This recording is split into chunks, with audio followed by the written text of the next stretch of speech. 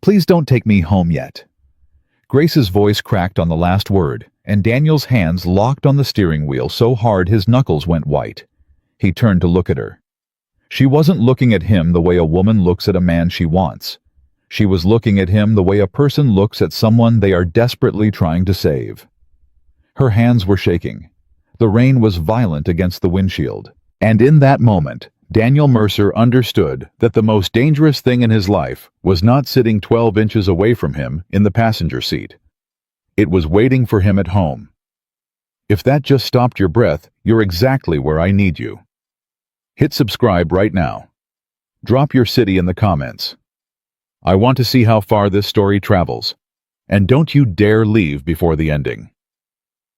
Daniel Mercer had one rule he lived by without ever naming it out loud. Don't make things harder than they have to be. He taught high school history. He drove a Subaru with a cracked mirror. He drank his coffee standing up at the kitchen counter every morning at 6:15 because sitting down felt lazy. He coached baseball on Thursday afternoons, and he graded papers on Friday nights, and he had not taken a vacation in 3 years because Vanessa preferred to plan trips and then quietly cancel them, and he had learned not to mention it twice. He was a steady man. He had told himself for 12 years that steady was enough. He was wrong. The dinner party was Vanessa's production from start to finish. 3 weeks of planning. Wine pairings researched on a Tuesday night while Daniel watched game film for Thursday's practice. A cheese board arranged at a diagonal. She had read somewhere that diagonal was more dynamic than straight. Fresh flowers in a low vase. Candles in clusters of 3, because even numbers looked in her words desperate. Daniel had tried to help set the table and been redirected to the kitchen. He didn't argue. He almost never did. The guests were exactly the kind of people Vanessa collected: successful, interesting, slightly competitive with each other in ways they dressed up as friendship. Ryan Caldwell was there, loud and easy, the kind of man who made every room feel like a party he was throwing. Patrice, Ryan's wife, smiled at everything and watched everyone. A few others Daniel knew by name, but not by anything deeper. Grace arrived last. Daniel heard her apologizing for traffic before he saw her face, and when he did see her face, something in his chest went quiet, the way a room goes quiet when someone enters it carrying something heavy and trying not to show it. She was holding herself too carefully. He noticed. He filed it away and went back to being a good host at his own party. Vanessa was extraordinary that night. She always was in rooms like this. She had a gift, a real gift, not a performance. Or maybe it was such a perfect performance, it had become real for making every person at a table feel like the most important person there. She steered conversation like a driver who had memorized every pothole. She asked the right questions. She laughed at the right moments. She made a room full of ambitious people feel warm and chosen and relaxed. Daniel watched her and thought, as he often did, "I married someone remarkable." Then she turned that remarkable attention toward him. It happened near the end of the main course. Marcus Finance loud opinions. Good Teeth asked Daniel directly what he was reading lately. Daniel said he was rereading All Quiet on the Western Front for a class unit. He mentioned a new book about the psychology of group decision-making. A pause settled over the table. Vanessa's laugh came first. "Daniel reads things that make the rest of us feel guilty for watching Netflix," she said warmly, and the table moved with her. She reached across and patted his hand, the fondest gesture perfectly calibrated. "He's very serious, very steady, very—" She paused just long enough. "Predictable." The word hit Daniel somewhere below the ribs, not because it was cruel, because it was delivered with such complete affection that objecting would have made him look small. That was the architecture of it. The joke wasn't a weapon if no one saw the blade. He smiled. He always smiled. Grace did not laugh. He registered that too, stored it alongside the careful way she was holding herself, and moved on. By 11:30 the evening was winding down naturally, the way good evenings do. Coats were appearing. Hugs were being exchanged. Vanessa was doing the final rotation, the goodbye that made each person feel like the last one she wanted to let go. Grace was reaching for her phone when something on the screen made her go still. Daniel saw it from across the room, a tightening, a micro flinch that lasted less than a second. She said something quiet to Vanessa. Vanessa turned to Daniel, already smiling. Grace's ride fell through. You don't mind taking her home, do you? It's 20 minutes. Of course not, Daniel said. You're a lifesaver, Vanessa said and kissed his cheek. Grace said she was sorry to be an inconvenience. The exchange was easy, natural, the most normal thing in the world. Daniel would not understand until much later how carefully it had been arranged. They were 7 minutes from the house when Grace broke, not dramatically, not in tears. She just said in a voice that had gone flat with the effort of controlling it. Daniel, can you pull over somewhere? Vanessa can't, somewhere away from traffic. He heard the way she stopped herself mid-sentence. Somewhere Vanessa can't. She had almost said it, then caught it. Grace. He kept his voice even. What's happening right now? Please just pull over. I'll explain everything. Not while we're moving. Please. He found the closed gas station 2 blocks later. Fluorescent light. Empty lot. Rain hammering the roof of the car. He put it in park. He turned to face her. And Grace Okafor, who had been Vanessa's closest friend for 16 years, who had been a bridesmaid at their wedding, who had sat at their table tonight drinking wine and holding everything she knew inside her chest like a grenade. With the pin already pulled, Grace looked at him and said, I need you to know that what I'm about to tell you is going to hurt. And I need you to know I've been trying not to tell you for 4 months. And I need you to know the only reason I'm telling you now is that I think it's already too late to protect you from it, and I'd rather you hear it from me than find out when it's designed to destroy you. Daniel stared at her. 4 months, he said. I know. You've known something for 4 months. Yes. And Vanessa is your best friend. She was, Grace said. And something in the way she said was past tense, already past tense, told Daniel more than the word itself. Tell me, he said. She opened her phone with fingers that weren't quite steady and held it out to him. Text messages. A thread. His wife's name at the top. He recognized Vanessa's style immediately. The dashes. The trailing ellipses that made casual sentences feel like confessions. He asked about Thursday again. Just tell him we had dinner. You always cancel plans anyway. It won't sound weird coming from you. Daniel read it. Read it again. Scrolled down. If he calls you, just confirm what I said. Dinner. Marisol's you, me Priya. That's all. He won't push. He never pushes anything. The last 4 words landed like a closed fist. He never pushes anything. Daniel set the phone carefully in his own lap and looked at it for a moment without speaking. He was a man who taught the history of how power worked. He understood intellectually that people rewrote narratives to serve themselves. He had explained it to 17-year-olds with handouts and discussion questions.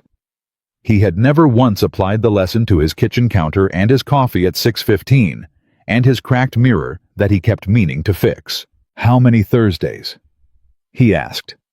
His voice was remarkably calm. He would think about that later, how calm his voice was.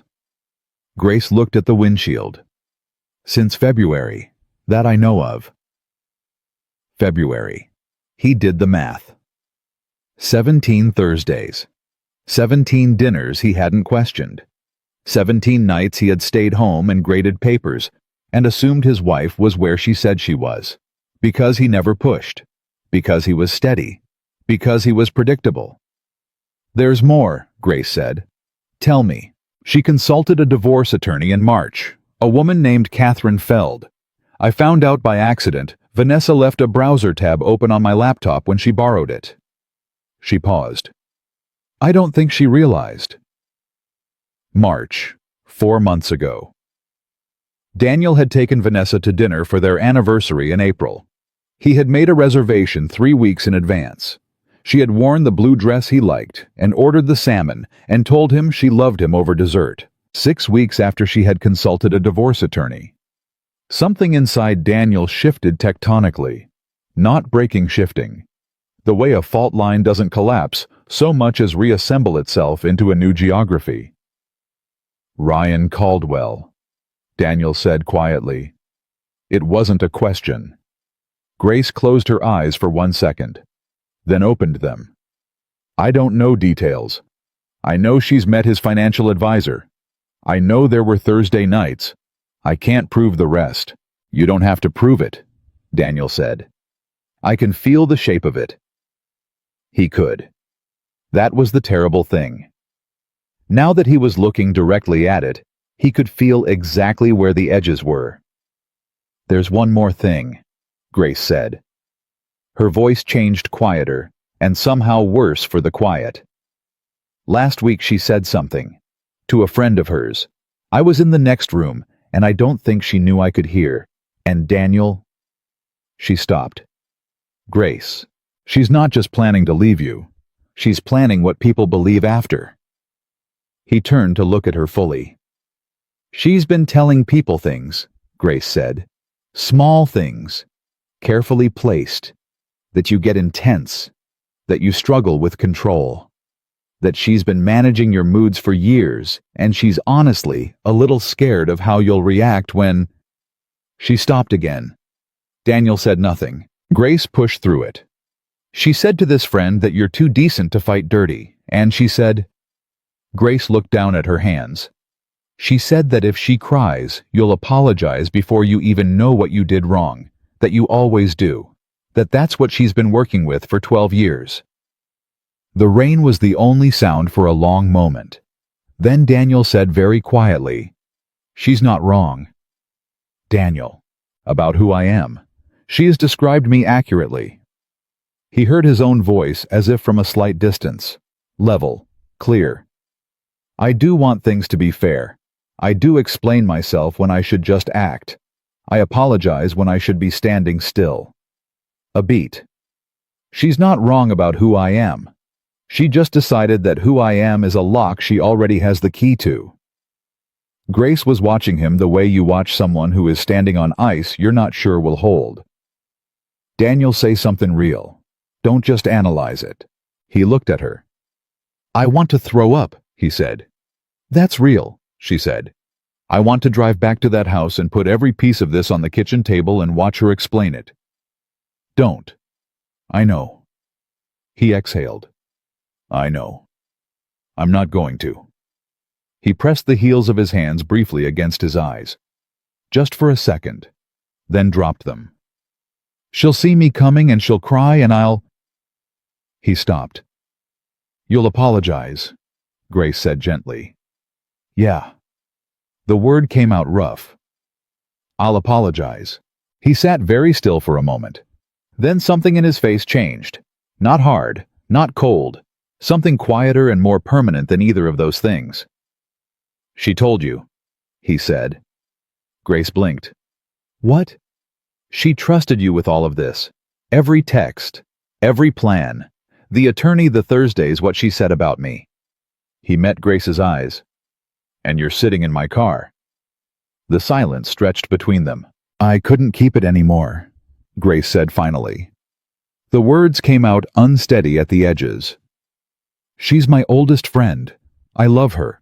I have loved her since we were 22 years old, and she helped me move out of an apartment in the rain, and we ate pizza on the floor, and she made everything feel survivable. I love her. Her voice cracked, held, continued. And what she is doing to you is one of the most calculated, cruel things I have ever watched anyone do. And you're a good man. You have been a good man to her for 12 years. She doesn't get to just... She stopped, breathed. She doesn't get to rewrite you. Daniel looked at her for a long moment. Save everything, he said finally. Every text. That recording you mentioned, do you still have it? Yes. Save it. Don't delete anything. Don't send it to anyone. Don't tell Vanessa you told me. Can you do that? I've been doing harder things for 4 months, Grace said. I know. I'm sorry. He meant it completely. I'm going to drive you home now. And then I'm going home. And I'm not going to do anything tonight. Good. Tomorrow I'm going to find a lawyer. Good. And Grace. He paused with his hand on the gear shift.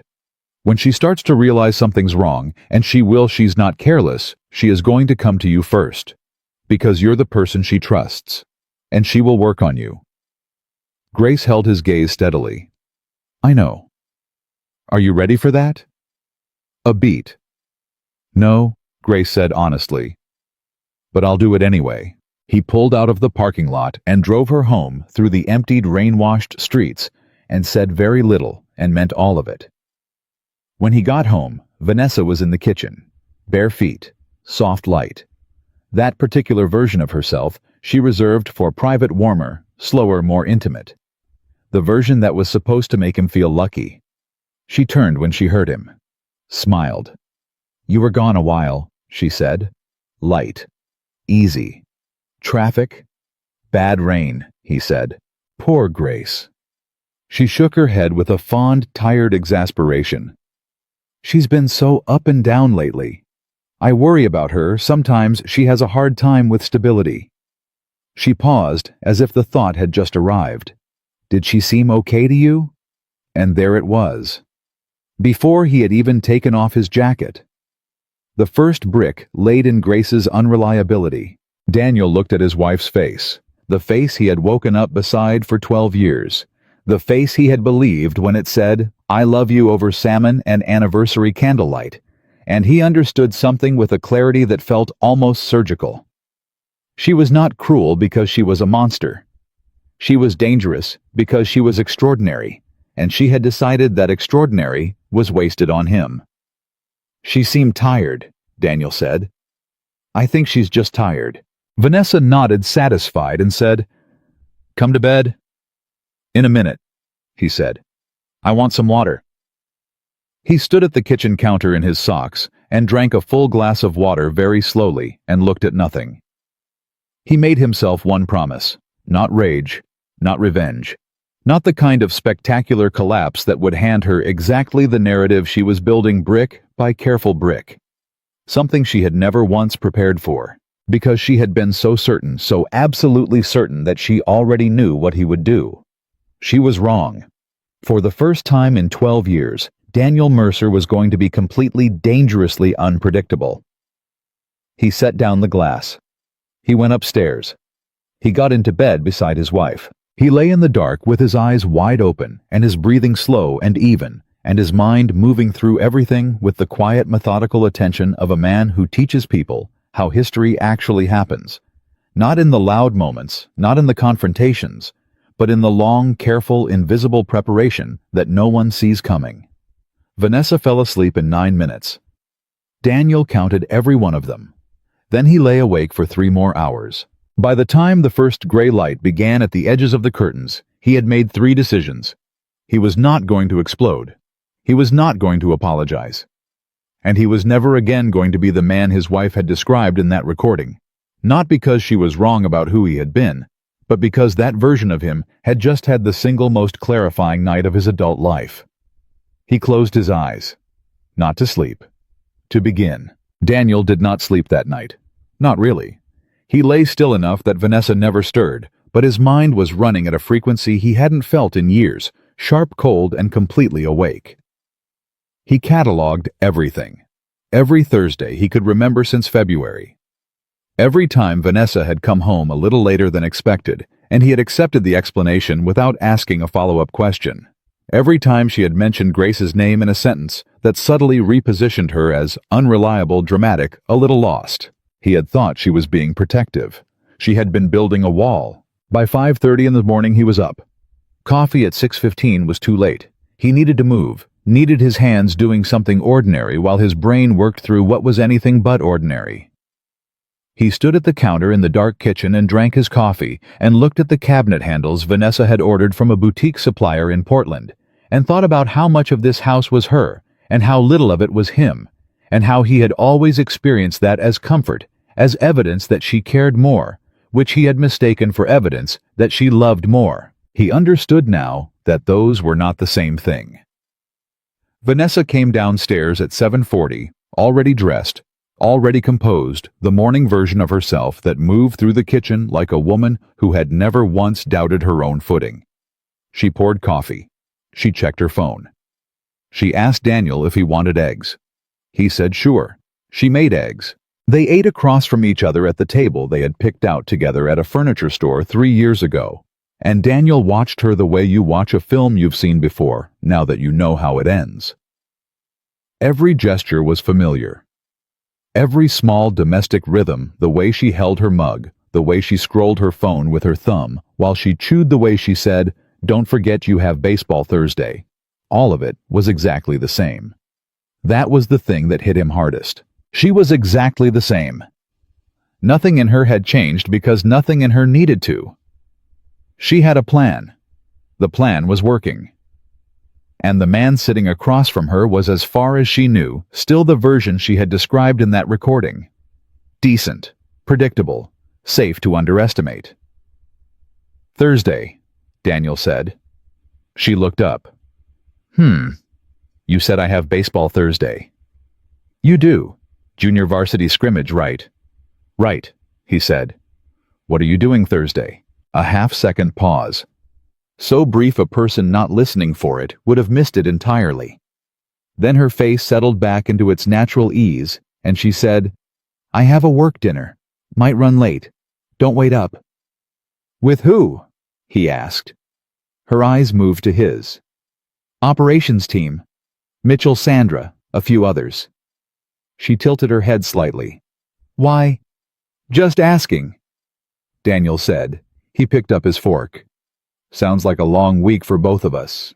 She watched him for exactly 2 seconds longer than she needed to. Then she nodded and went back to her phone. Daniel ate his eggs and said nothing else, and felt the particular cold steadiness of a man who has decided to know exactly what he's dealing with before he moves a single piece. He called his sister that afternoon from the school parking lot. Renee was 4 years older and had been divorced once herself, and she was the kind of woman who listened without interrupting, and then said the exact true thing you didn't want to hear. He told her everything. The gas station, Grace, the texts, the attorney in March, the recording. When he finished, Renee was quiet for a long moment. Then she said, "How are you not currently driving into a wall?" "Because that's what she's counting on," Daniel said. Another pause. "Danny," Renee said slowly. "She's been planning this since at least March. Do you understand what that means? While you were coaching baseball and grading papers and making anniversary reservations. I know." She was sitting across from a divorce attorney, mapping out how to make you look like the problem. "I know, Renee." Daniel. "What?" "I need you to go see a lawyer before she does anything else. Today, if you can. Not tomorrow. Today." He had already pulled up attorney names on his phone that morning, between second and third period. "I have an appointment at 4:30, he said. "Helen Price, family law." Renee exhaled. "Good. Okay. Good." Then, "And Grace. Is she safe? Is she going to hold?" "I think so," Daniel said. "She's been carrying this alone for 4 months. She didn't have to tell me. She did anyway. Which means Vanessa is going to figure out eventually that Grace broke." "Yes. And when she does." "I know," Daniel said.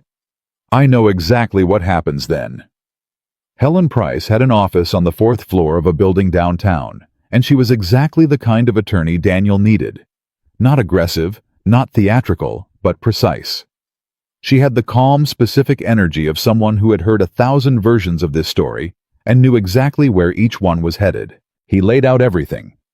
She listened without expression, taking notes on a yellow legal pad in handwriting too small for him to read. When he finished, she set down her pen and said, "She retained Catherine Feld in March." "According to my source, yes." "Catherine is good," Helen said with a professional respect that contained zero warmth. "She's methodical. She likes to control the emotional narrative around her client. If Vanessa retained her in March, she's had 4 months to structure this. I know. Which means we're behind." "I know that too. But behind is not the same as losing," Helen said. "The fact that you're here now before the confrontation, before she files, before she controls the timing that matters." She leaned forward slightly. "Here is what you're going to do. You are not going to confront her. You are not going to change your behavior in any way that signals you know something. You are going to be exactly who she expects you to be, while we build documentation she doesn't know exists." Daniel nodded. "Bank accounts," Helen continued. "I need 60 days of statements from every account, joint and individual. I need your mortgage documents. I need tax returns for the last 3 years. If she has accounts you don't have full visibility into, I need whatever you can access legally." She paused. "Can you do that without her knowing?" "Yes," Daniel said. And he could. Vanessa handled the major finances, but Daniel had always had full access, another element of control she had framed as generosity. "I don't want you worrying about the boring parts." He had been grateful. He understood now that gratitude had been the point. "Don't move any money," Helen said. "Don't close anything. Don't make any changes. Just document. Photograph. Screenshot. Email everything to yourself from a private account she doesn't know about." "Okay. And Daniel?" She met his eyes directly. "I need you to understand something about what you described. The social campaign, the narrative she's been building with your shared friends about your emotional instability. That's not just personal cruelty. In a divorce proceeding, if she can establish a perceived pattern of behavior before the filing, it creates context that is very difficult to undo." She paused. "People believe the first version. Judges are people." He felt the weight of that settle onto his chest. "How do I fight that?" he asked. "By having documentation that tells a cleaner story than hers," Helen said, "and by not giving her a single incident she can point to." He drove home. He walked into the house that was more hers than his. He made dinner. He was pleasant over dinner. He did the dishes. He was by every visible measure exactly who Vanessa had always known. But that night after she was asleep, he sat at his desk in the small room he used as a study and began going through financial records with the quiet, focused attention of a man who had spent 20 years teaching young people that history is won by whoever controls the evidence. He found the hotel charges on the 3rd page of the credit card statement. Not their joint card, a card he hadn't known existed, linked to an account in Vanessa's name alone. He had access to the login because she had used his laptop once to check it, and the browser had saved the credentials. He had never had a reason to look before. He had a reason now. 4 charges. Hotel Innova downtown. Thursdays. He photographed each page, emailed them to the private account he had created that morning using a device Vanessa had never touched, an old tablet he'd kept in a box in the back of the closet since he'd replaced it 2 years ago. Then he found the transfer. $11,000. Moved from their joint savings to an account he didn't recognize 6 weeks ago. The notation said, "Home Repair Consulting." They had not had any home repairs. Daniel sat very still and looked at that line item for a long time. $11,000. He thought about the woman downstairs who had made him eggs that morning, who had reminded him about baseball Thursday, who had said, "Don't wait up about a dinner that did not exist." He photographed the transfer record. He kept going. By midnight, he had found enough to understand that what Vanessa had been building wasn't just an exit, it was a controlled demolition. She had been quietly, methodically moving resources and establishing cover stories and positioning witnesses for months. She wasn't leaving him. She was excavating herself from the marriage while leaving him standing in the rubble, holding nothing, looking unstable. He closed everything, cleared the browser, put the tablet back in the box. Then his phone buzzed. Grace. "I need to tell you something. She called me tonight. She asked me specifically if you'd seemed different lately. More withdrawn. More watchful." Her word watchful. I said I hadn't noticed anything. She said, "Okay. But Daniel? She's checking. She's already checking." He read it twice. Then he typed back, "How did she sound?" 3 dots. Then careful. The way she sounds when she already knows the answer, and she's testing to see if you know it too. Daniel set the phone down. Vanessa was checking. That meant the clock had changed. He had less time than he thought. He went back to Helen Price 2 days later with everything he had found. Helen looked at the photographs with an expression that didn't shift, but whose stillness communicated a great deal. "The transfer is the most significant," she said. "That's dissipation of marital assets. Combined with the undisclosed account and the documented pattern of deception, this changes the shape of the proceeding considerably." "Can we use Grace's recordings?" Daniel asked. "Depends on jurisdiction and context, but yes, likely.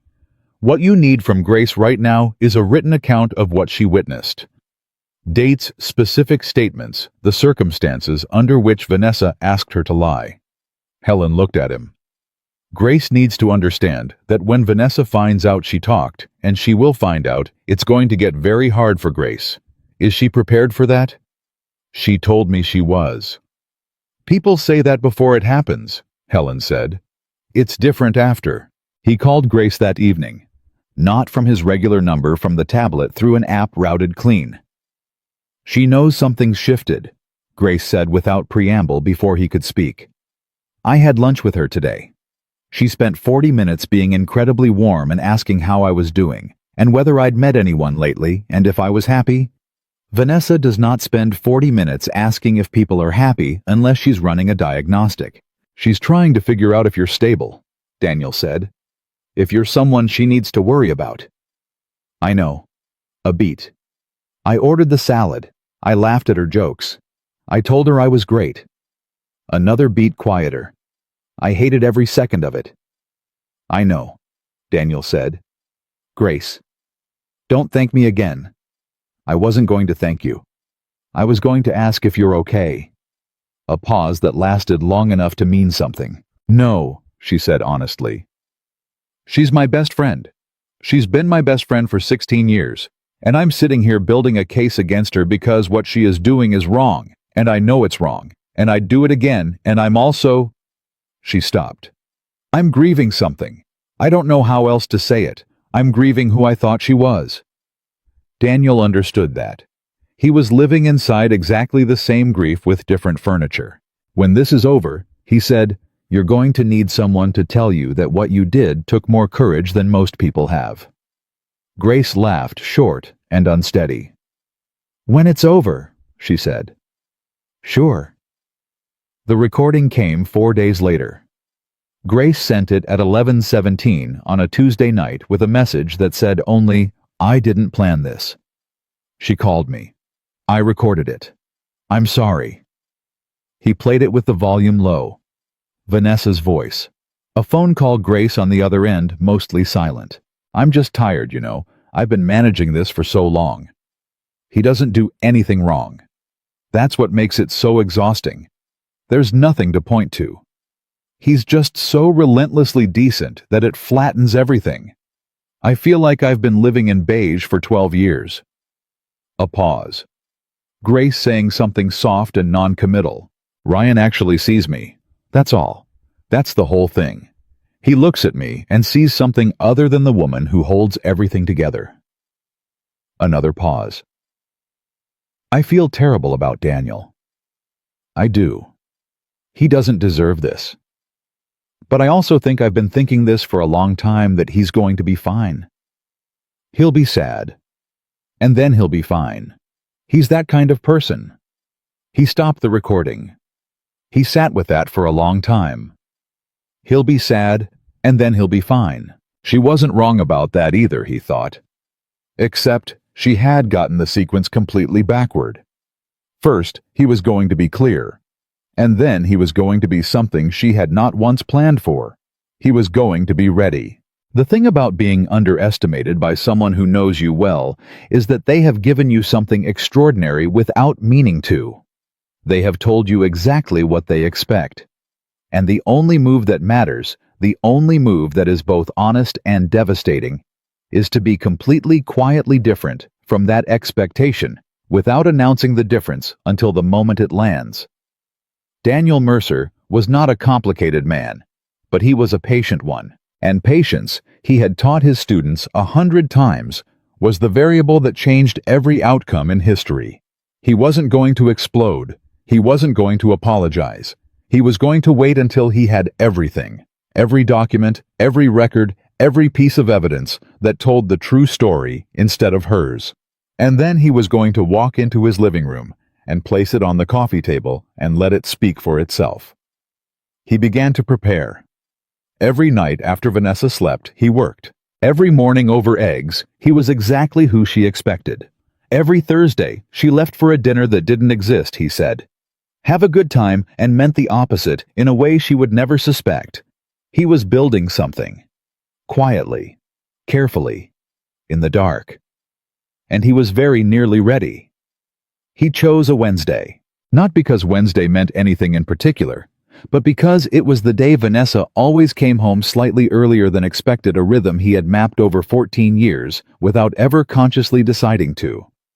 She left work at 5:15 on Wednesdays. She stopped at the dry cleaner 2 blocks from the house. She was through the front door by 5:50, sometimes 5:45 if traffic cooperated. She was always in a decent mood on Wednesdays because Wednesday meant the week was more than half over, and she was a woman who liked progress. Daniel knew her rhythms the way you know the layout of a house you've lived in for a decade. Without looking, without thinking. Just the body's memory of where everything is. He had been preparing for 11 days. Helen Price had everything. 3 years of tax returns. The undisclosed credit card with 4 hotel charges on 4 consecutive Thursdays.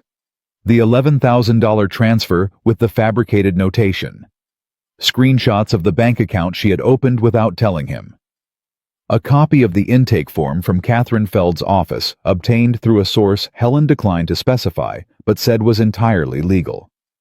Grace's written account. 4 handwritten pages, dated and signed, documenting every request Vanessa had made for her to lie, every conversation she had witnessed, every brick of the narrative being laid. And the recordings.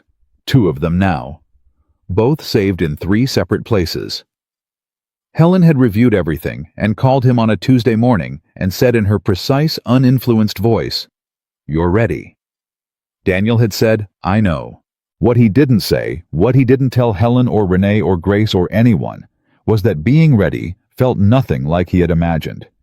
He had spent 11 days thinking that when this moment arrived, he would feel something clarifying, something clean.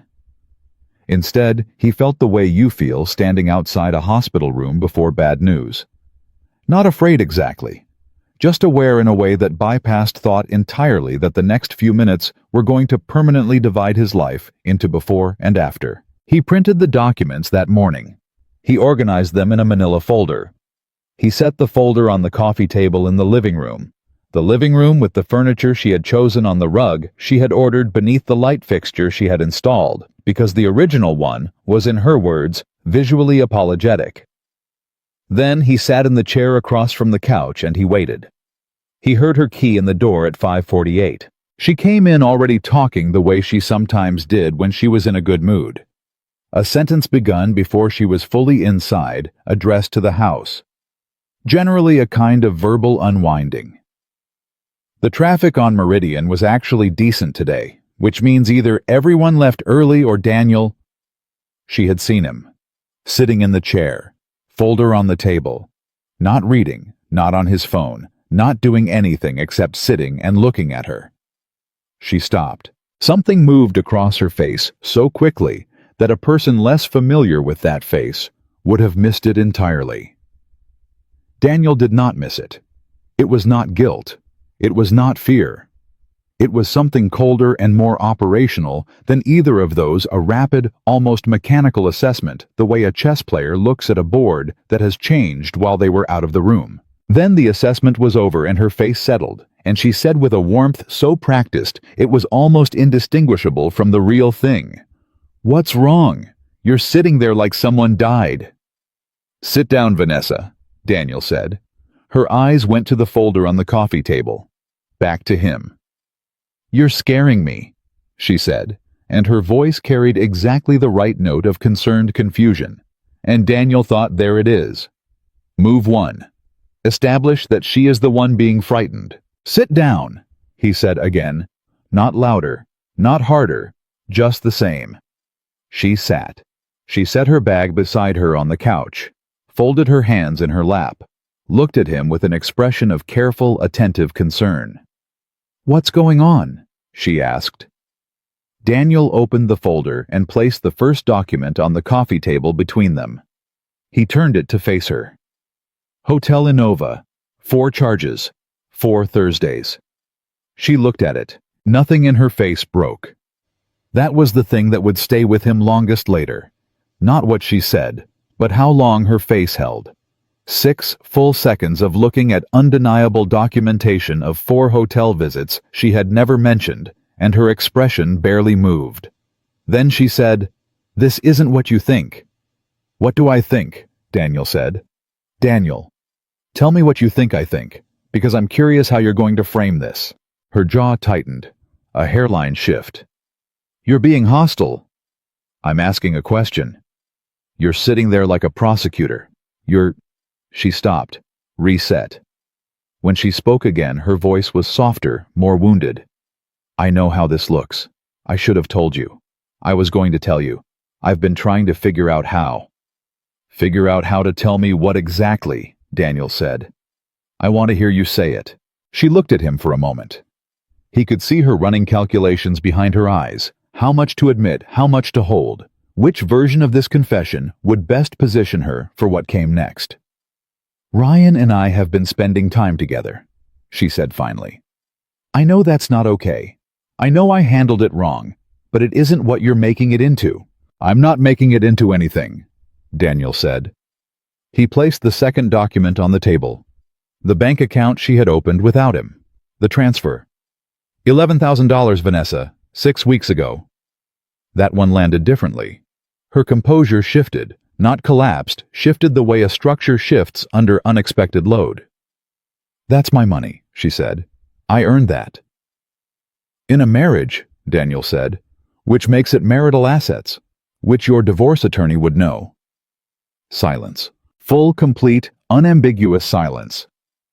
Vanessa looked at him across the coffee table, and for the first time in the conversation, for the first time in possibly years, he could see her actually thinking rather than performing. The mask was still there, but it had slipped half an inch, and underneath it was something he had never quite seen before. Not remorse, not love. Calculation interrupted. "Catherine Feld," Daniel said quietly. "March. You retained her before our anniversary dinner. Before you sat across from me and told me you loved me over the salmon." He paused. "I want you to understand that I'm not saying these things to hurt you. I'm saying them so that we are finally having an honest conversation. Maybe the first honest conversation we've had in a very long time." Vanessa set her hands flat on her knees. "Who told you?" she said. It was not a question. "It doesn't matter who told me." It was Grace. Her voice had changed entirely now. The warmth was gone. The wounded confusion was gone. What was left was quiet and precise and considerably more frightening than either of those things. "Of course it was Grace. She's been off for weeks. I knew something was wrong." She shook her head, and something almost like grief crossed her face, except it was grief about the wrong thing. "I trusted her. You used her," Daniel said. "There's a difference. I talked to my friend. You asked your friend to lie for you, repeatedly, to construct an alibi, to provide cover for a relationship and a legal strategy you were running behind my back." He kept his voice even. This was the moment he had prepared for most carefully.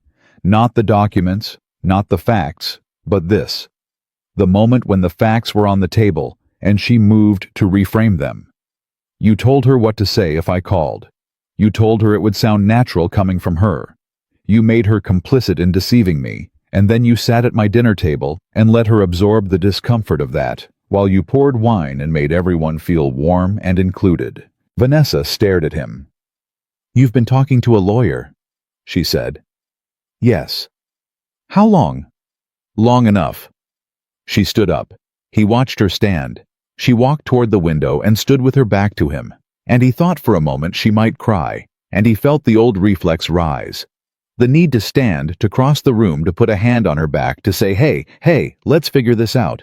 And he felt it, and he recognized it, and he did not move. He thought about the recording. He'll apologize before he knows what he did wrong. He stayed in his chair. Grace had no right, Vanessa said, still facing away from him. Whatever she told you, she only knows pieces. She doesn't know the full context. She doesn't know what our marriage has actually been like, what I've been dealing with. Then tell me, Daniel said. You have the floor. Tell me what you've been dealing with. She turned, and she tried. He would give her that. She stood in that living room, and she tried 3 different versions of the same argument, that she had been unhappy for a long time, and hadn't known how to say it, that the relationship with Ryan had happened because she was lonely. In a way she couldn't explain that she had handled the financial decisions the way she did because she was scared of how he would react. Each version was internally coherent. Each version cast her as a woman who had made imperfect choices under real emotional pressure. Each version contained just enough truth to be almost believable. He listened to all 3 without interrupting. When she finished, he said, "You told Grace that if you cried, I would apologize before I knew what I did wrong. You said you'd been working with that for 12 years. The room went completely still. She had not known he had that recording. He could see the moment she understood that he did. It was the only moment in the entire conversation where her control visibly broke, where the gap between what she was feeling and what her face was doing became briefly nakedly visible. "Daniel, I'm not angry about who you are," he said. "I want you to understand that. You are who you are. I probably knew parts of it and chose not to look directly at them because looking directly at things is uncomfortable, and I preferred peace." He paused. "But I'm done confusing peace with love. They're not the same thing. I know that now." "So what you're leaving?" She said it with an incredulity that had anger underneath it. "After 12 years, you're just—" "You left first," Daniel said. "In March, when you sat down with Catherine Feld and started planning. I'm just the last one to know." She pivoted. He had expected the pivot. He had watched her do it at dinner parties 100 times. When a conversation moved somewhere she didn't want it, she changed the angle. She was extraordinarily good at it. "This is about Grace," she said. "I know you. I know what's been happening. She's been spending time with you, hasn't she? Feeding you information, playing the concerned friend, making herself indispensable." "Grace told me the truth," Daniel said. "That's all she did." "She told you her version?" "She showed me your texts," Daniel said. "In your words, with your punctuation." Another silence. Vanessa looked at him with something that might have been the closest thing to genuine feeling she had shown since she walked through the door. Not love, not remorse, but a kind of furious, reluctant respect. "You prepared for this," she said. "Yes." "How long?" "Long enough," he said again. She sat back down on the couch. She was recalibrating. He could see it happening in real time. The plan adjusting the approach, shifting the next move being selected from whatever she had prepared for contingencies. "We don't have to do this way," she said. Her voice was softer now. The anger had been set aside, not gone stored, held for later use. "We're both adults. We both made mistakes in this marriage. We don't have to be enemies." "I don't want to be your enemy," Daniel said. "I want to be honest with you for the first time in what feels like a very long time. And the honest thing I have to tell you is this." He leaned forward slightly. "The version of me you built your plan around the man who would rather apologize than fight, who would take the story you told about him, because challenging it felt mean. Who would sit across from a lawyer someday and look unstable, because you had spent a year making sure people expected it. That version of me walked into a gas station parking lot on a rainy night 3 weeks ago and didn't walk back out." Vanessa was very still. "I'm not leaving because of Grace," Daniel said. "I'm leaving because I finally let myself look directly at what you showed me. And what you showed me is that you have been managing me. Not loving me. Managing me. And I stayed because I thought that was what love looked like when it got practical." He paused. "I was wrong." She didn't answer. He stood up. He had packed a bag 3 days ago. It was in the back of his car, already there because Helen had told him not to be alone with Vanessa in the house during the confrontation, and he had decided before the conversation began that he would not spend another night in those rooms. Not because he was afraid of her, because he was finished pretending. "I'm going to stay at Renee's for a while," he said. "Helen Price will be in contact with Catherine Feld. We'll handle everything through them." "Daniel." Vanessa's voice stopped him. He was almost at the hallway. He turned. She was looking at him from the couch. And for a single moment, one moment, the briefest gap in a 12-year-long performance, her face showed something real. Not love exactly, not guilt exactly. Something more complicated and less satisfying than either. "I didn't hate you," she said quietly. "I want you to know that. I never hated you." He looked at her for a long moment. "I know," he said. "That's almost the saddest part." He walked down the hallway. He picked up his keys from the hook by the door, the hook he had installed himself 3 months after they moved in, because Vanessa kept losing her keys, and he thought a designated hook would help. She had stopped using it within a week. He had kept using it for 14 years. He opened the front door. Behind him in the living room, Vanessa said nothing. He stepped outside. The door closed behind him with the ordinary quiet sound of a door closing. Not a slam, not a statement, just the mechanical fact of a latch catching. The most unremarkable sound in the world for the most permanent moment of his adult life. He sat in his car for a moment before starting it. His hands were steady. He thought about the man he had been 2 weeks ago, standing at the kitchen counter in his socks at 6:15, drinking coffee, grateful for his own steadiness, unaware that the house around him was already being dismantled. He thought about that man with something that wasn't quite pity and wasn't quite tenderness. That man had not been weak. He had been uninformed. There was a difference. His phone buzzed. "Grace. How did it go?" He looked at the message for a moment. Then he typed back, "I left." 3 dots. Then, "Are you okay?" He thought about the question. The real answer was long and complicated and would take time he didn't currently have. The honest short answer was the only one that mattered right now. "No," he typed.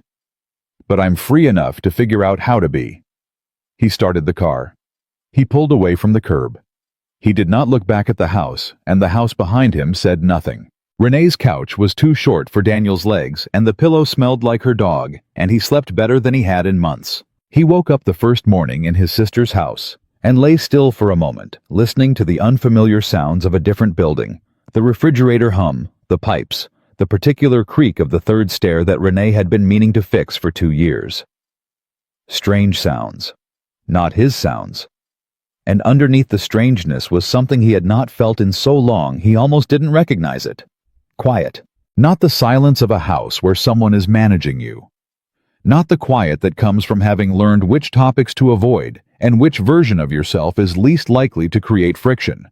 Real quiet. The kind that belongs to you. He lay there for 4 minutes. Then he got up and made coffee in his sister's kitchen, and stood at her counter in borrowed socks and thought about what came next. What came next arrived faster than he expected. Vanessa moved in 3 directions simultaneously, and Daniel watched all 3 from a careful distance through the filter of Helen Price's updates and Grace's careful, costly proximity. The first direction was the rumor current. It moved through their shared social world the way rumors always move, not in announcements, but in tone shifts in the slight change of temperature, when Daniel's name came up in the questions that were asked sideways rather than directly. Marcus from the dinner party texted Daniel a week after he left the house. A breezy, casual text, the kind designed to seem like nothing. "Hey man, haven't heard from you. Everything good?" Daniel read it, understood its function, and replied with something equally breezy. He knew Marcus had not sent that text on his own initiative. He knew because Marcus had never once texted him first in 4 years of occasional friendship. Someone had sent him. Not to ask if Daniel was okay, to see how Daniel was behaving. He replied pleasantly and said nothing of substance and screenshot the exchange and sent it to Helen. The second direction was Grace. Vanessa called her 3 times in the first week after the confrontation. The calls were long, 40 minutes an hour, once nearly 2 hours. Grace reported each one to Daniel with the exhausted precision of a field correspondent filing dispatches from hostile territory. "She's not angry at me yet," Grace said on the 4th day, sitting across from Daniel at a diner 3 miles from anywhere either of them would normally go. "She's still in the phase where she thinks she can find out what I told you and recalibrate her story around it." What is she asking? Everything and nothing. She'll talk for 40 minutes about how blindsided she is by your reaction, how she expected sadness, but not this kind of coldness, how she's worried about you, and then somewhere in the middle, she'll ask something very specific. Grace wrapped both hands around her coffee mug. "Yesterday she asked if I knew who your lawyer was." Daniel looked at her. "What did you say?" "I said I didn't know you had a lawyer, that you hadn't told me much." Grace met his eyes. She believed me, or she performed believing me. With Vanessa, it's sometimes hard to tell which. "And Ryan." Grace looked down at her coffee. "Patrice Caldwell called me." Daniel went still. "When, 3 days ago, she found hotel records of her own." Grace looked back up at him. "Different hotel, same pattern. Turns out Ryan's Thursday nights were somewhat diversified." A pause. "She's not calling a divorce attorney Daniel. She's calling a forensic accountant." Daniel sat with that for a moment. Ryan Caldwell, who had laughed too loud at the dinner party and filled every room he entered, was apparently conducting multiple simultaneous lives with the organizational confidence of a man who had never once been questioned. And Patrice, quiet, watchful. Patrice, who smiled with her mouth and observed with her eyes, had been watching longer than anyone knew. "Is she talking to a lawyer?" Daniel asked.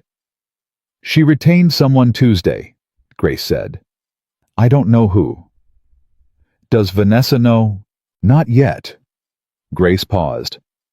"But when she does, the math changes for her, because Ryan's situation becomes his problem, not her asset." Daniel nodded slowly. He understood what that meant. Vanessa's plan had been built on a particular architecture, Ryan as the future, Daniel as the past. The divorce as a managed transition between one stable life and another.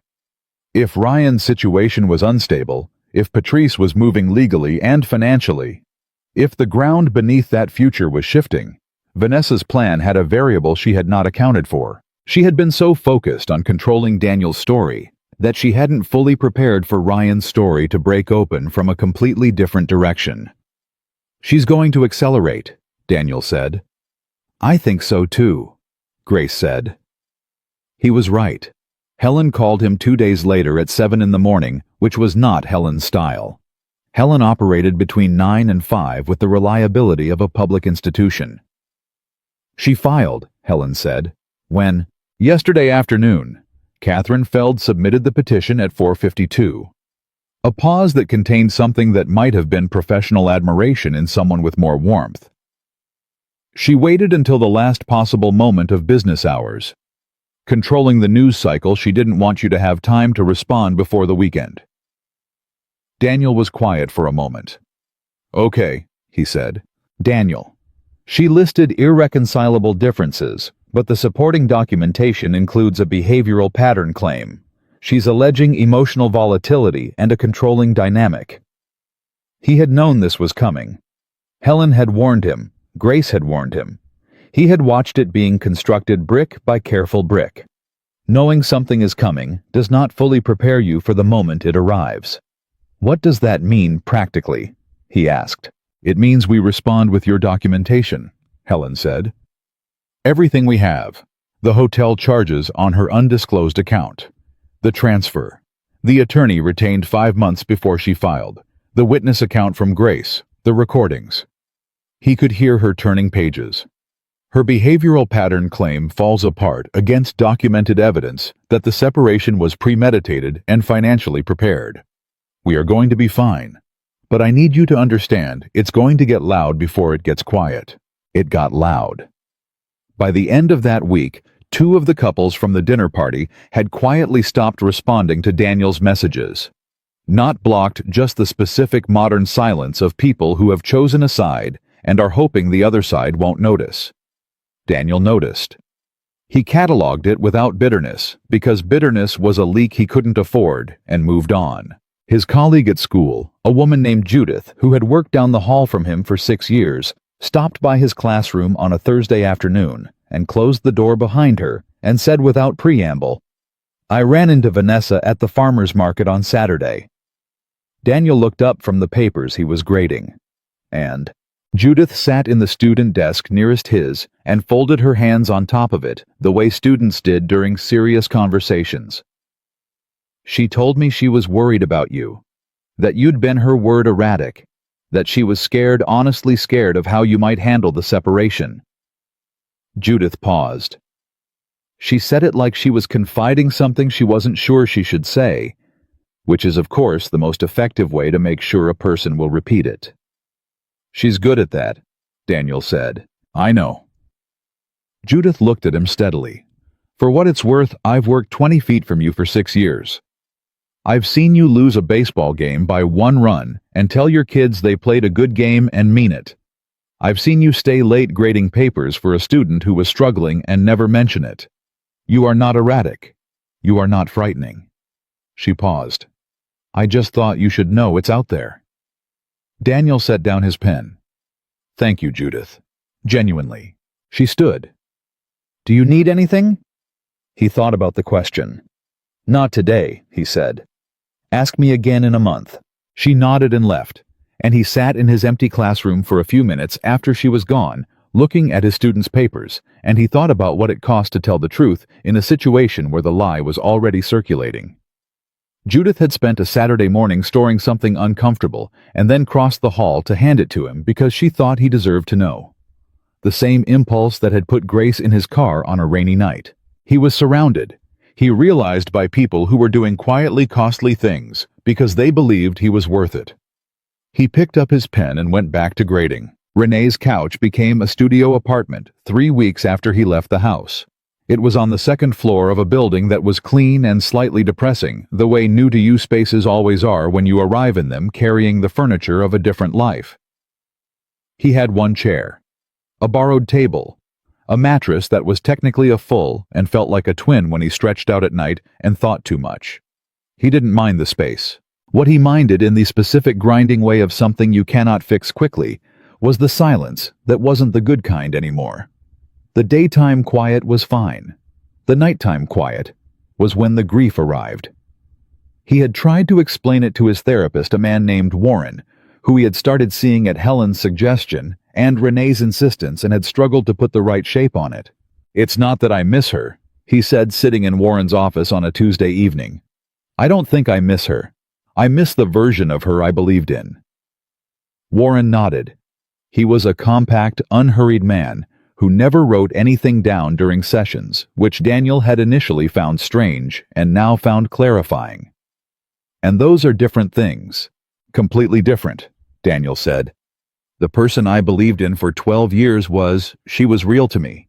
She was the reason I made coffee for 2 and planned trips and built a life around another person's habits and preferences. That person was real."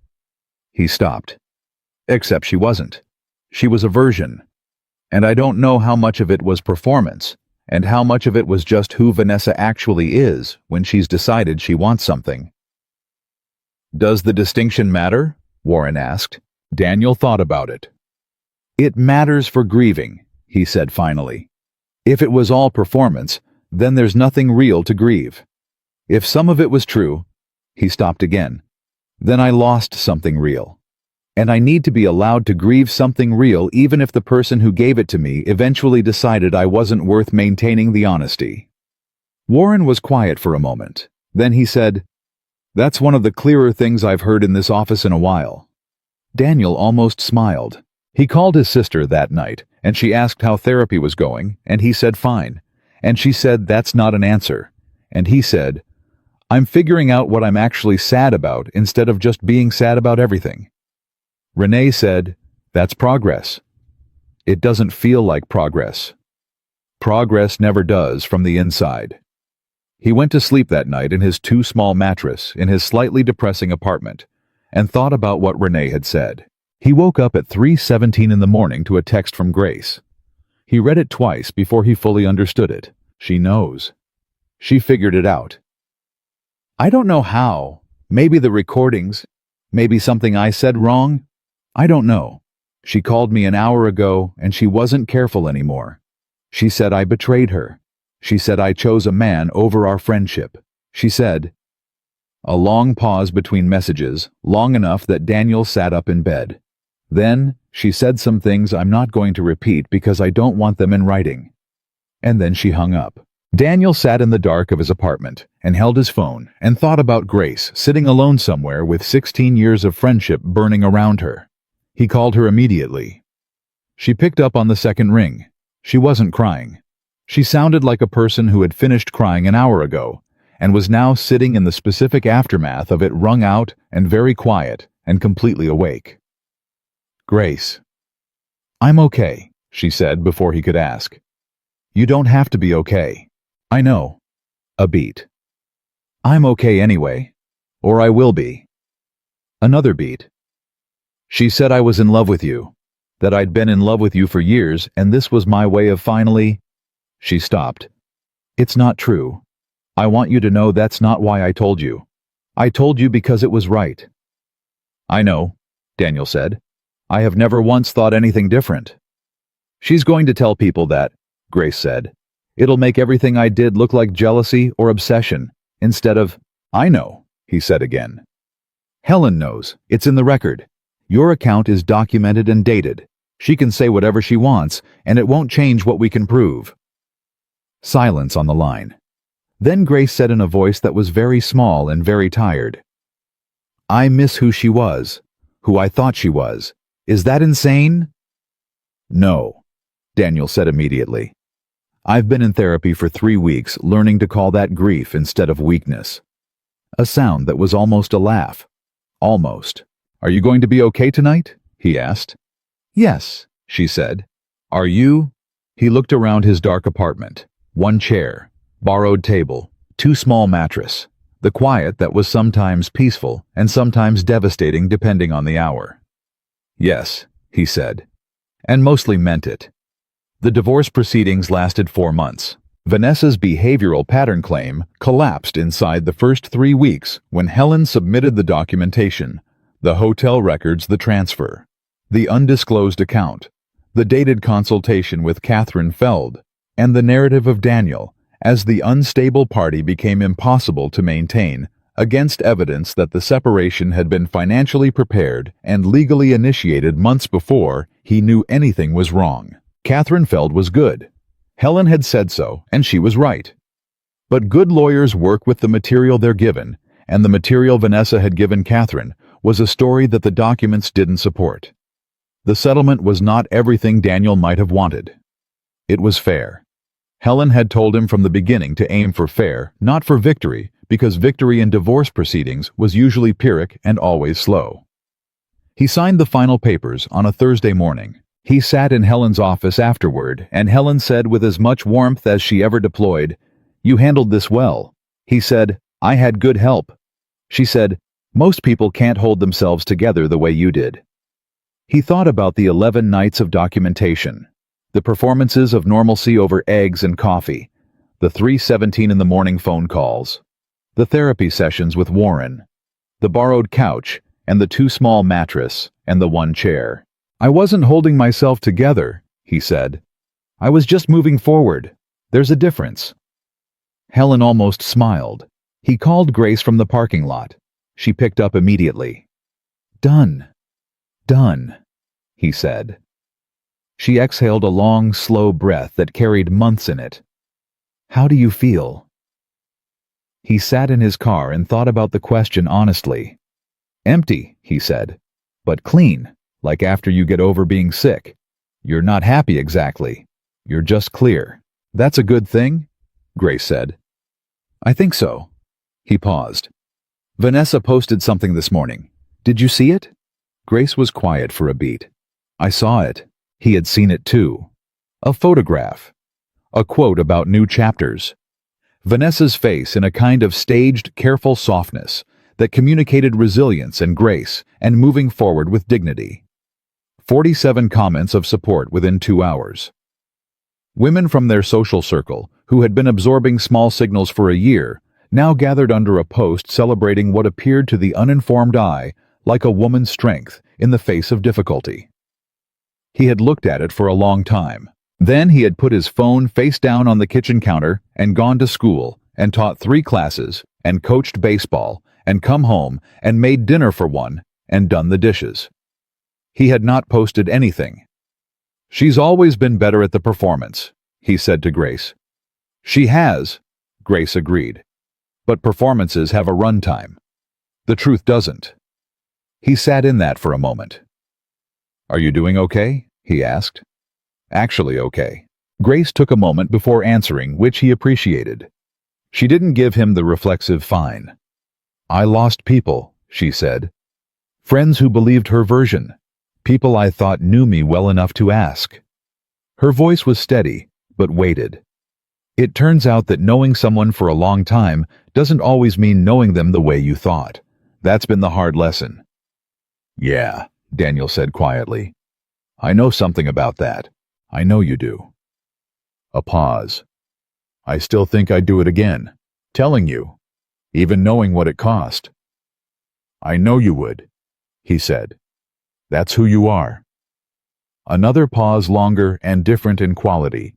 Not uncomfortable, not empty, but full of something neither of them was naming yet. Something both of them were being extremely careful about for the right reasons for as long as the right reasons required. "Get some rest," Grace said finally. "Today was a big day." "It was," he said. "Daniel?" "Yeah." "You did good," she said. "You didn't become what she needed you to be. That's not a small thing." He started the car. He drove back to his apartment with its one chair and its borrowed table and its mattress that was technically a full and felt like a twin, and he walked in and he stood in the middle of his living room in his socks, and for the first time in a very long time, he felt the particular weight of his own space. Not as deprivation, not as evidence of what he'd lost, but as something else entirely. A beginning. Just that. Plain and quiet, and entirely his. The one chair became 2 chairs in October.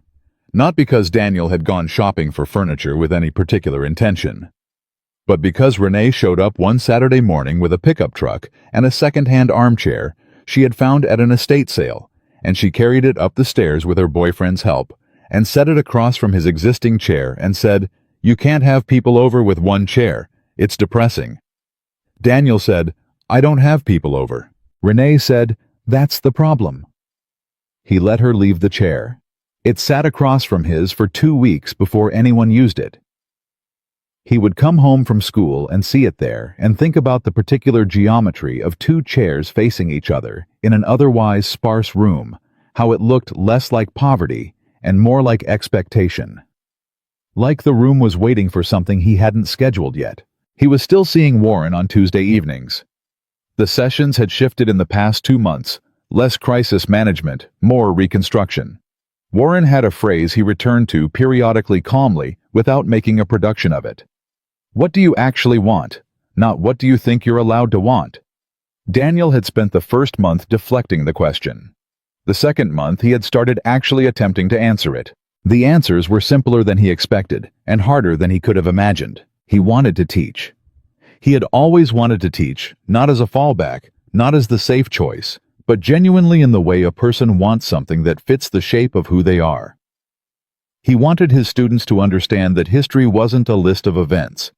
It was a record of choices made by people who were afraid and uncertain and often wrong, and what mattered was whether they were honest about what they were choosing and why. He wanted that to mean something to a 17-year-old sitting in his classroom on a Tuesday afternoon. He wanted his sister's company on Sunday mornings. He wanted to stop apologizing for things he didn't do wrong. And he wanted grace, but he was being careful about that, careful in the way you are careful with something real, not careful in the way you are careful with something fragile. There was a difference, and he was learning it. Grace had spent the fall rebuilding too. She had lost 3 friendships to Vanessa's version of events, people who had known her for years and had chosen the story they were already holding over the person they thought they knew. She didn't talk about it often, but when she did, Daniel heard something in her voice that he recognized as the specific exhaustion of a person who has done the right thing and paid for it, and would do it again, and was simply tired of the price. They talked on the phone 3 or 4 times a week.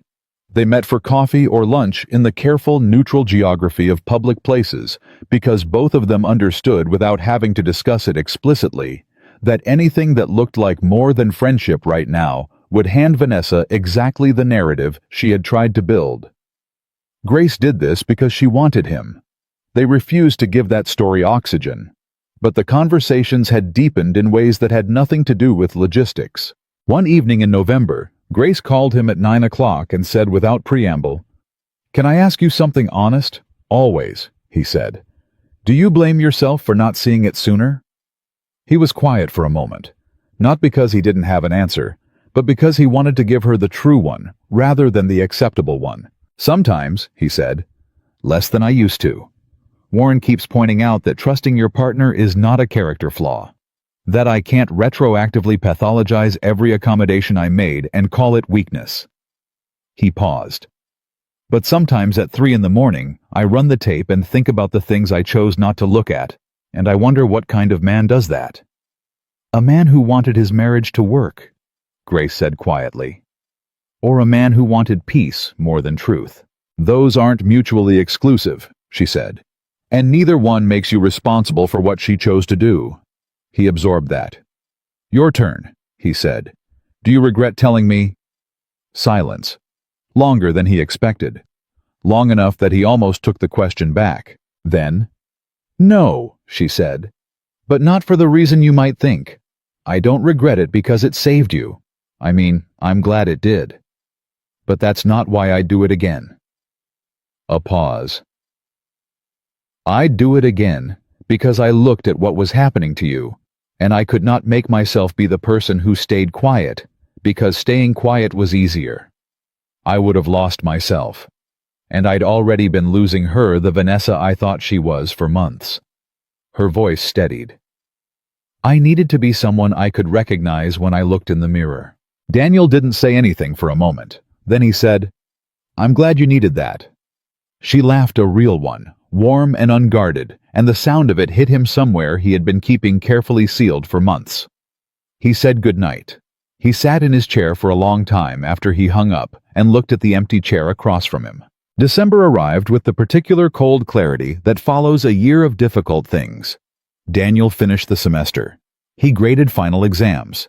He wrote recommendation letters for 3 seniors applying to colleges, and he put real effort into each one, the way he always had, the way he always would. His students did not know anything about his personal life, and he intended to keep it that way. What they knew was that he showed up every day, prepared and present, and genuinely interested in whether they were learning. That was enough. That was, in fact, everything. Warren said in their last session before the holiday break, "You're different than you were in September." Daniel said, "I know." "What's different?" He thought about it.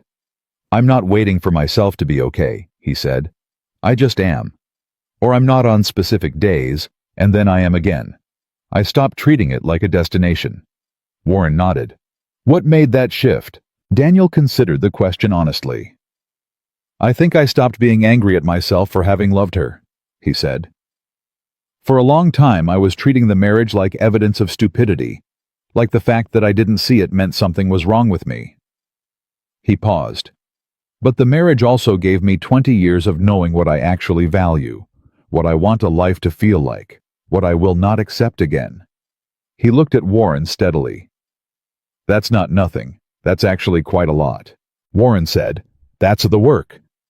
Daniel went home and called his sister, and they talked for an hour about nothing consequential, and it was one of the best conversations he'd had all year. New Year's came quietly. Daniel spent it at Renee's with her boyfriend and 2 other couples he'd gotten to know gradually over the fall. People who knew his situation without making it the main thing about him, which was all he'd ever wanted. At midnight, they counted down and toasted. And Daniel drank one glass of champagne and thought about the fact that 12 months ago he had been asleep in a house that was already being dismantled around him and hadn't known it. He didn't feel lucky exactly. He felt awake. He texted Grace at 12:03 Happy New Year.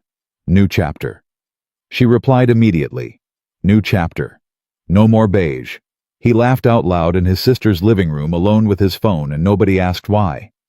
January brought the twist he had not prepared for. He was in the school parking lot on a Thursday afternoon. Baseball practice had been canceled for cold when his phone rang from a number he didn't recognize. He almost let it go to voicemail. Something made him answer. Mr. Mercer.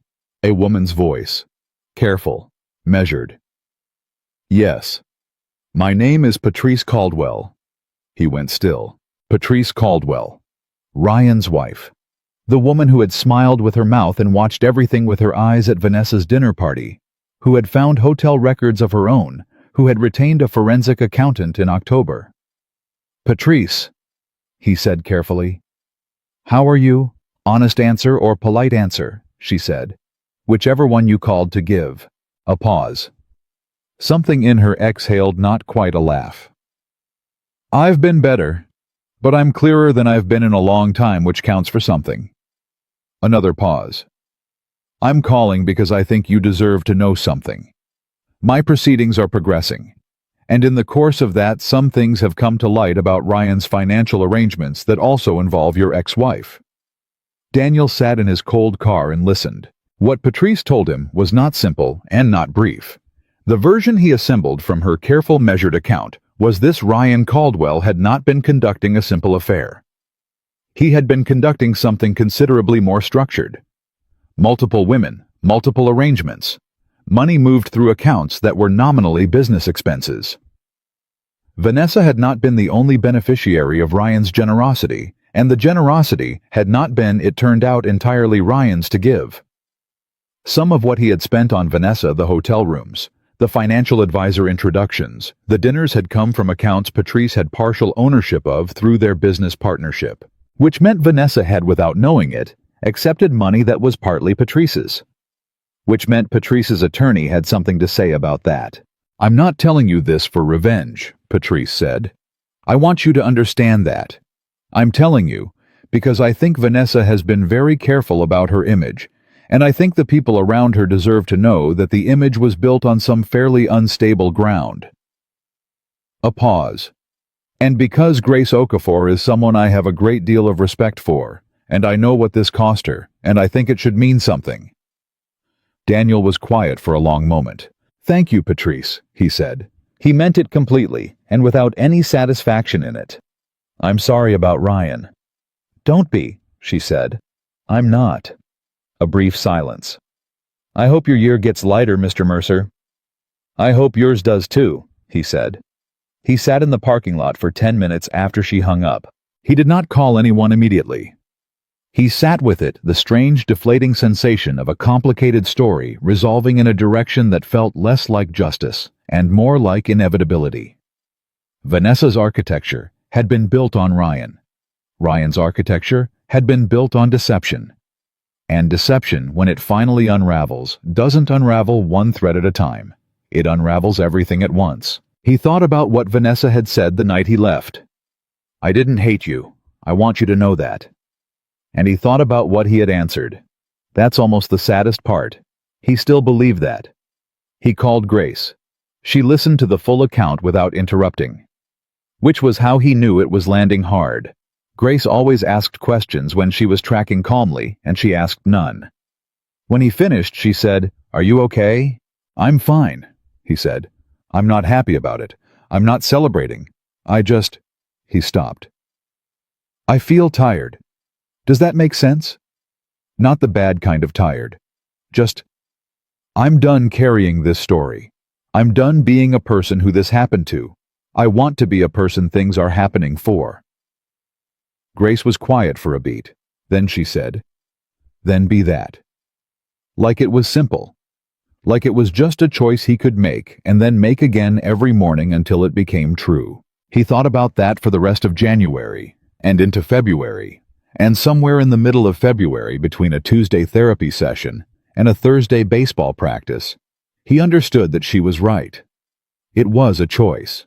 Not a permanent achievement, not a destination, but a direction. A daily decision to be a person moving towards something rather than away from something. He started towards something. Spring arrived the way springs do, after hard winters, not gently but suddenly like a door opened from the outside. He noticed it on a Wednesday morning, the particular quality of light through his apartment window, and he thought, I like this apartment. Not in resignation. In truth. He had made it his. Slowly, without deciding to. A print on the wall that Renee had given him. A coffee maker that was better than the one at the old house. Books on a shelf in the order he actually read them, rather than the order that looked best. The second chair had been used 11 times by then. He had counted without meaning to. He called Grace on a Friday evening in March and said, Can I take you to dinner? Not coffee, dinner. Silence. As in, she started. As in, I'd like to take you to dinner, he said. At a restaurant, in the evening, like people do. Another silence shorter. The divorce was finalized in September, she said carefully. 6 months ago, he said. I've been thinking about this for 4 of them, and being careful for all 6, and I think... He stopped, started again. I think the care was right. I think the timing was right. And I think you know I'm not asking because you helped me, or because you were there, or because I'm lonely and you're convenient. He paused. I'm asking because every conversation I've had with you for the past 9 months has been the most honest conversation in my day. And that is not a small thing. For me right now, that is everything. Silence. He waited. He was a patient man. Friday, Grace said finally. Not tonight. Next Friday. Give me a week. Why a week?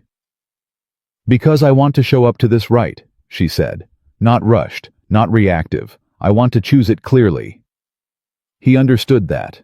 He appreciated it in a way he could not have articulated to anyone who hadn't also spent a year learning the difference between reacting and deciding. Next Friday, he said. Next Friday, she confirmed. He sat in his apartment after they hung up and looked at the 2 chairs facing each other in the quiet of his living room and felt something he hadn't felt in a long time. Not relief. Not excitement exactly. Rightness. The particular grounded sensation of a thing fitting the shape it was always supposed to fit. Dinner was at a restaurant neither of them had been to with anyone else. They talked for 3 hours. They closed the place. The conversation moved the way conversations move between people who have already seen each other at their worst and most frightened and most honest and chosen to keep showing up anyway easily, and with a depth that had nothing to prove. Walking back to their cars afterward, Grace said, This wasn't strange. No, Daniel said. It wasn't. I thought it might be strange. I thought so too, he said. I'm glad it wasn't. She stopped walking. He stopped too. She looked at him in the way she had looked at him that night in the parking lot, not afraid, not performing, just direct and clear, and entirely herself. I'm glad I told you, she said. I know I've said it before, but I want to say it again now when it means something different. I'm glad I told you. I'm glad you did too, he said. He drove home with the windows down, despite the cold, because the air felt like something worth breathing. He thought about the gas station parking lot, the fluorescent light, the rain, her shaking hands. 6 words that had divided his life cleanly into before and after. He did not think of the gas station as a wound anymore. He thought of it as the place where someone who cared about him had decided that truth was worth its cost and had paid it anyway, and had changed the entire direction of his life with the courage of an honest conversation on a rainy night. A year later, he took her back there. She got out of the car and looked around and said, Here.